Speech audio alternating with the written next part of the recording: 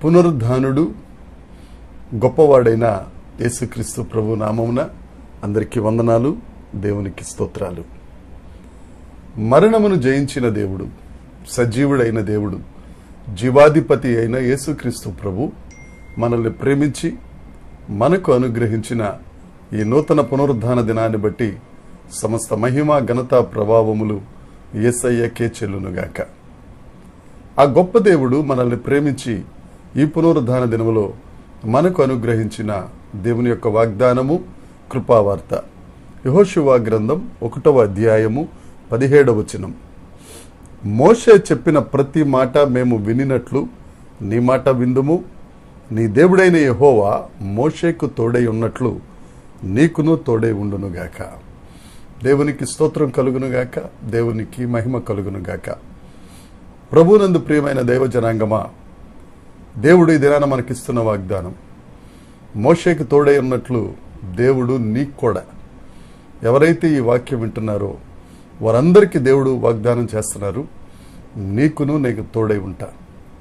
ఎందుకంటే మన దేవుడు నిన్న నేడు నిరంతరం ఏకరీతిగా ఉన్న దేవుడు.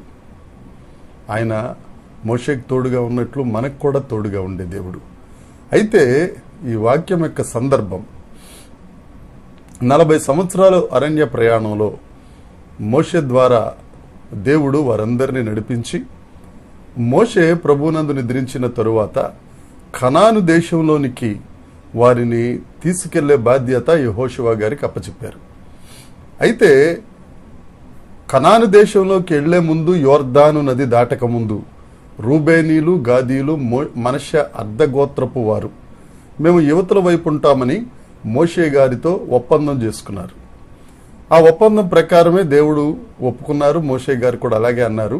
అయితే యెహోషువ అన్నారు, మీరు యుద్ధ సన్నద్ధులైన వారు మాతో పాటు రండి, వృద్ధులు, బాలురు, ఆడవారు ఆ దేశంలో ఉండిపోవచ్చు, యోర్దాను నది అవతల ఉండిపోవచ్చు. ఎందుకు అనంటే మేము వెళ్తున్న ఆ కనాను దేశంలో శత్రువులను జయించుటకు మిగతా గోత్రముల వారు ఆ దేశమును దేవుడు చెప్పినట్లుగా విభజించుకున్నటకు, ఆ కార్యము జరిగే వరకు మీరు వారికి తోడుగా ఉండండి, సహాయం చేయండి అన్నప్పుడు ఆ రూబేనీలు, గాదీలు, మనష్య అర్ధగోత్రపు వారు చెప్పిన మాట, యెహోషువ మోషే మాట విన్నట్టు నీ మాట కూడా మేము వింటాం. అంతేకాదు మోషేకు తోడుగా ఉన్న దేవుడు నీకు కూడా తోడుగా ఉంటాడు. మోషేకు తోడుగా ఉన్నట్లంటే మోషే ఎన్ని సమస్యలు వచ్చినా ఫరో దగ్గర నిలబడిన దగ్గర నుంచి నెబో పర్వతం ఎక్కేంత వరకు, ఈ అరణ్య యాత్రలో ఎర్ర సముద్రం వచ్చినా, ఎన్ని శ్రమలు వచ్చినా, ఎన్ని కష్టాలు వచ్చినా, ప్రజలందరూ సమస్య వైపు చూస్తే మోషే మాత్రం దేవుని వైపు చూశాడు. సమస్య వైపు చూడలేదు. దేవుని వైపు చూచుట వలన, ఆ నమ్మిక ఉంచుట వలన దేవుడు మోషేకు తోడుగా ఉన్నాడు. ప్రతి సమస్య పరిష్కరించబడింది.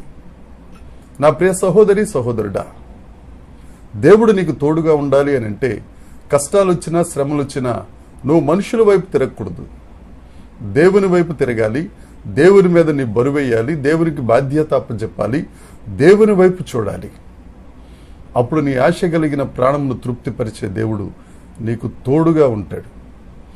మనుషులు తోడు ఎందుకు పనికిరాదు, దేవుని తోడు నీ ఆఖరి శ్వాస వరకు నీకు తోడుగా ఉంటుంది. అంతేకాదు మరణానంతరం కూడా నిన్ను పరలోకానికి చేర్చుతుంది. ఆయన తోడుగా ఉంటే అన్నీ ఉన్నట్టే, మనుషులు తోడుగా ఉంటే ఏమీ లేనట్టే. అదే మాట ఈ 3 గోత్రపు వారు యెహోషువకు చెప్తున్నారు. మోషే తోడుగా ఉన్నట్లుగా దేవుడు నీకు కూడా తోడుగా ఉంటాడు. యెహోషువ ఈ దినాన అదే మాట దేవుడు మనతో చెప్తున్నాడు. మోషేకు తోడుగా ఉన్నట్టు, యెహోషువకు తోడుగా ఉన్నట్లు నేను మీకు కూడా తోడుగా ఉంటాను. మీరు నా మీద ఆధారపడండి, మీరు నా వైపు చూడండి, నా మీద విశ్వాసం ఉంచండి, నా మీద నమ్మకం ఉంచండి. నేను మిమ్మల్ని ఆశీర్వదించి అనేకులకు ఆశీర్వాదకరంగా చేస్తాను. ఏం చేద్దాం నా సహోదరి, సహోదరుడా? దేవుని వైపు ఆధారపడదామా, మనుషుల మీద ఆధారపడదామా? ఒకటే మాట, దేవుని మీద ఆధారపడితే దేవుడు నిన్ను ఆశీర్వదించి అనేక జనములకు ఆశీర్వాదకరముగా చేయునుగాక. ఈ దినం పునరుద్ధాన దినం. దేవుని ఆలయానికి వెళదాం. సియోన్లో నుండి దిగివచ్చి దేవుడు నిన్ను ఆశీర్వదించి ఘనపరచునుగాక. దేవుడి మాటలు దీవించునుగాక.